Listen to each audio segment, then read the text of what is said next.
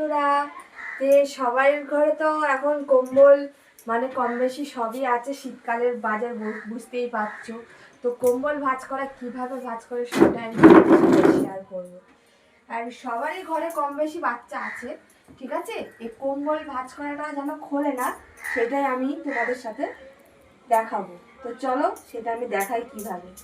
এইভাবে নেব, এইভাবে ভাঁজ করব, এইভাবে একটা ভাঁজ করব,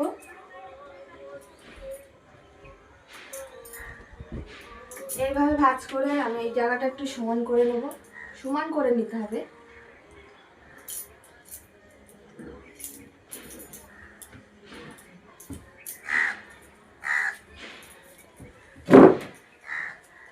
এটাকে আমি একটু উল্টে নিচ্ছি।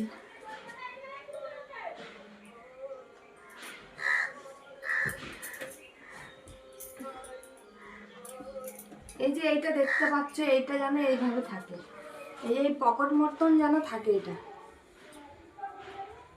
হাজার বাচ্চারা লাফালেও এই জিনিসটা খুলবে না।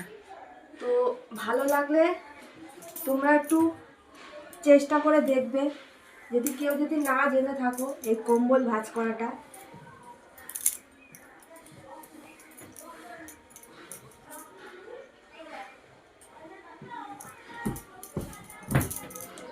এই যে দেখো, হাজার হাজার খুললেও খুলে যাবে না। তোমাদের বাচ্চারা যদি লাফায় তাও এই যে খুলবে না, তোমরা যদি হাজার লাফ করো।